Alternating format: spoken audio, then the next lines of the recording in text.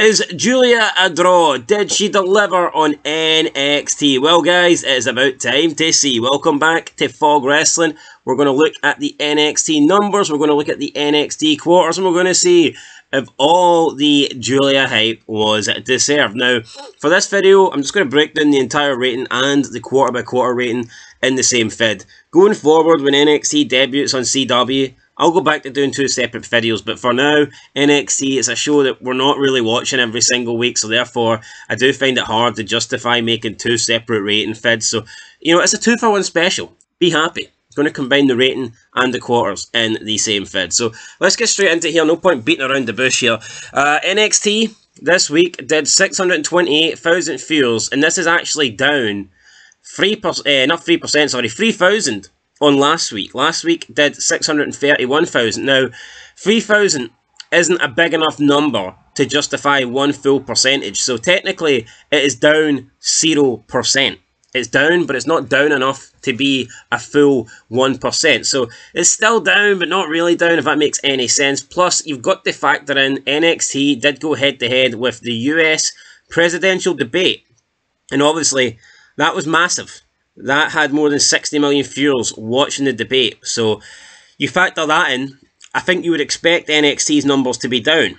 So even though they're 3,000 down, I still think this is better than last week's, because I would have to assume that at least 3,000 people that would normally watch NXT decided to watch the presidential debate. I'm assuming so. I think it'd be a lot more than 3,000, but I'm just using 3,000. You know, I'm being generous. I'm trying not to give too wide a margin. So for me, this is actually a better rating than last week, despite it being 3,000 down. The last 4 weeks, NXT has been doing 626,000. So it's actually up on that. Again, not a full percentage. You can see very consistent though. Last week, 631,000.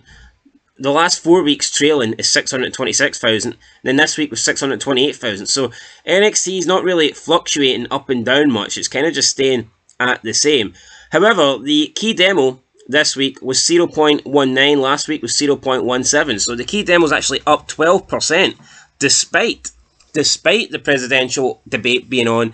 And in the key demo, it's up 12% as well over the past 4 weeks. So key demo, good week here for WWE NXT. Is that down to Giulia? I mean, it might be. It very well could be. But NXT, for the most part, for like the past, 6 weeks, it's just been round about the low to mid 600s. There's not much movement going on there. Anyway, let's get into the clips. So in first place with 172,000, we have Giulia crushing Chelsea Green, in her NXT debut, 173,000, and she beats out the Bloodline. In second place, we had the Bloodline, 145,000. The Bloodline spoiled the Street Profits' return to NXT. To me, this shows you how much of a jobber faction this Bloodline is. The fact that Giulia is beating them. I guarantee you, if Roman Reigns was coming to NXT, he would be top of the most. And that's fair enough. That's not a dig on Giulia. I'm not digging Giulia. I'm more so making the point here that this new Bloodline fucking sucks, and it's just a bunch of Samoans and a bunch of Tongans and a bunch of someone from some island where nobody cares about. That's all we have here. So, yeah, Bloodline, 145,000, but not as much as Giulia, who crushed Chelsea Green. Third place, 93,000, full match, Trick Williams versus Pete Dunne, last man standing. Fourth place, 89,000, Sol Ruka answers Jordan Grace's open challenge. Fifth place with 62,000, Obafemi goes to war with TNA's Hammerstone. I like Hammerstone. And in sixth place with 37,000 views, Taven Heights returns to help Charlie Dempsey retain. I mean, honestly, who gives a fuck about Tavian Heights and who cares about Charlie Dempsey? This Charlie Dempsey guy only getting a push because he's William Regal's son. Every time I see Charlie Dempsey, I want to turn off the TV. And most times I'm not even watching NXT, and I still want to turn it off. So, you know, go figure what I think about Charlie Dempsey. But now we've looked at the ratings, we need to get into the quarters here, because I think the quarters will give us another indication of how good or how not so good Giulia performs. So, yeah, with that said, let's get into it. Let's look at it. Let's do the numbers. Quarter 1, 8 o'clock, day 15. Axiom and Nathan Fraser versus the Street Profits post-match with the Bloodline. This got 674,000. 283,000 in the key demo. Quarter 2, 8:15 to 8:30 p.m. Tony D'Angelo backstage, a Giulia promo, and then Chelsea Green versus Giulia, and then Trick Williams backstage. And we get an increase of 5%, up to 709,000. This was the highest feud quarter of the show.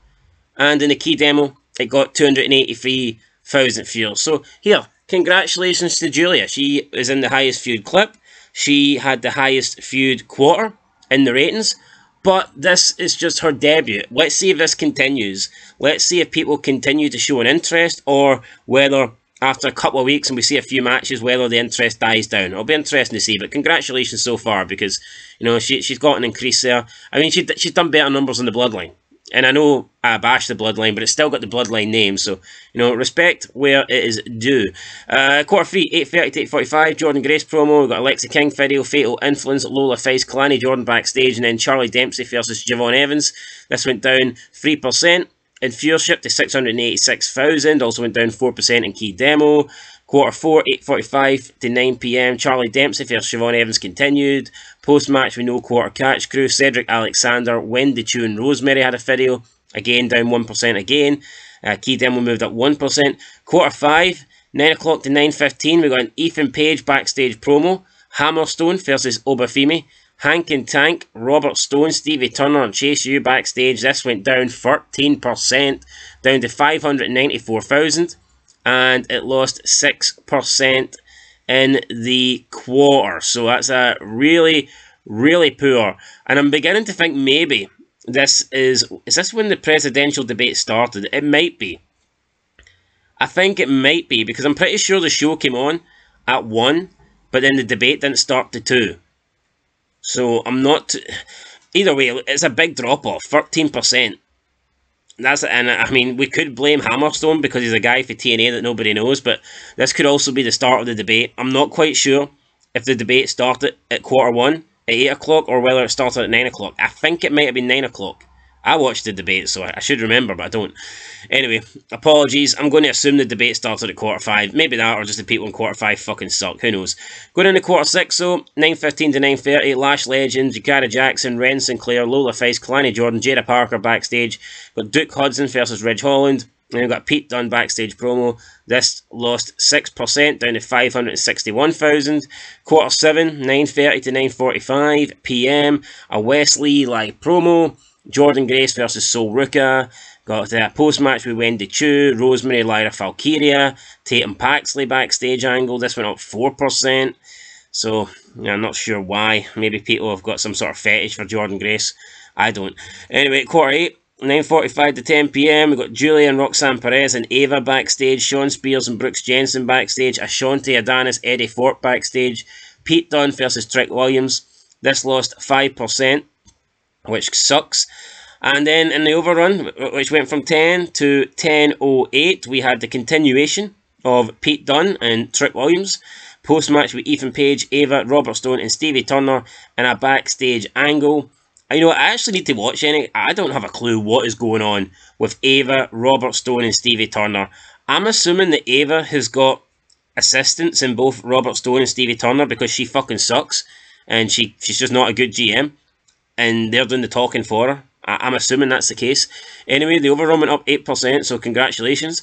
Overrun had a viewership of 598,000, and the show ended overall with 628,000, like I said earlier. So, I mean, there you go. The first hour was decent. Had the first hour maintained, they would have done around 690,000. However, it dipped, and I'm going to assume it dipped because of the election. I think I'm going to assume that the election started in quarter 5, which would obviously explain the big red drop off when quarter 5 started. I mean, Ethan Page was also in quarter 5. Maybe it was just him scaring away fans because he does suck, but I'm more likely to lean to the fact that maybe the presidential debate. Anyway, guys, look, that's it. Fog Wrestling. We'll catch you in the next one. There's your numbers there. Congratulations, Giulia. Let's see if she can keep it up next week. Till then, though, peace.